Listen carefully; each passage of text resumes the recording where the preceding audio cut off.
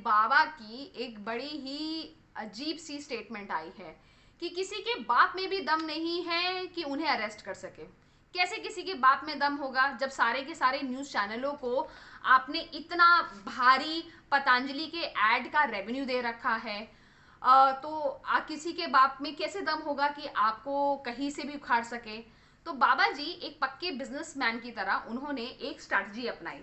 अब वो स्ट्रैटेजी क्या है कि जो भी हमारे देश के डॉक्टर्स हैं उनके बारे में उन्होंने कह दिया कि ये सारे डॉक्टर्स नकली हैं। ये जो एमबीबीएस की डिग्री लेके जिन्होंने रात रात भर पढ़ा है इनकी कोई वैल्यू नहीं है।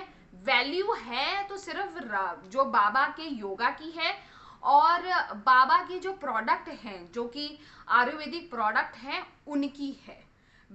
इसमें कोई दो राय नहीं है कि आपने बहुत सालों तक योगा सीखा है और ठीक है बहुत अच्छे आप योग गुरु हैं, लेकिन आपने भी किसी से सीखा है बाबा जी।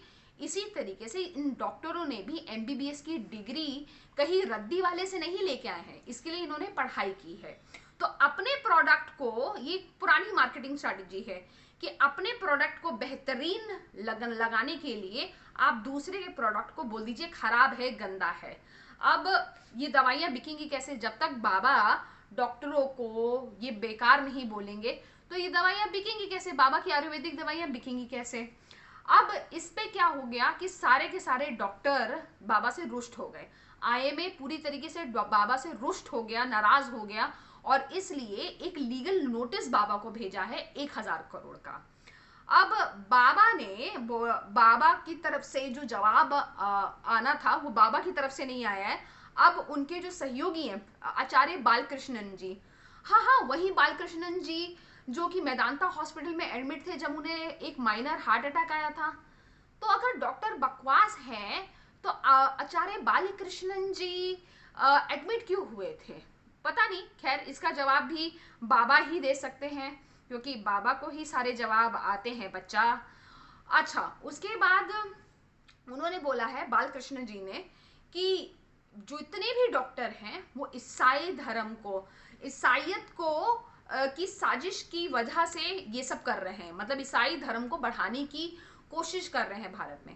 पहली बात आपको ये समझने की जरूरत है कि हिंदुत्व अलग मुद्दा है, पतंजलि एक ब्रांड है जैसे कि बाकी सारे ब्रांड होते हैं मार्केट में, वैसे ही एक ब्रांड है जो अपना प्रोडक्ट बेचना चाहता है, तो उसमें आपको रिलीजन लाने की कोई जरूरत नहीं है।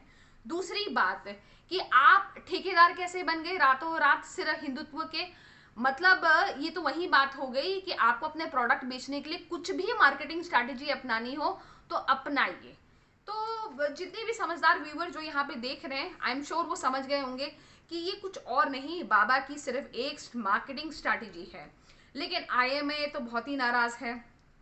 उसके अलावा तापसी पन्नू और उर्मिला मातोंगड़ ने भी लगे हाथ बाबा को लिया और बाबा को फटकार लगाई। बाबा को फटकार क्या लगाई, मूर्ख बाबा रामदेव ने एलोपैथी को मूर्खपूर्ण विज्ञान बताया, ठीक है।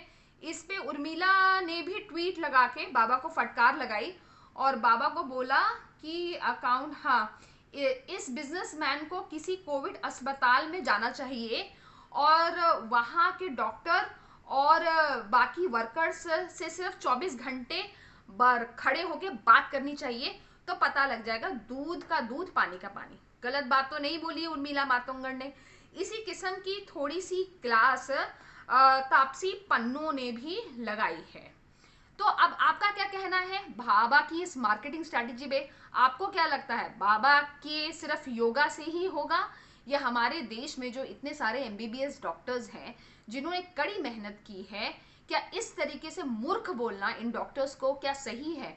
हमें जरूर कमेंट सेक्शन में बताइएगा और देखते रहिएगा खुलासा न्यूज। नमस्कार।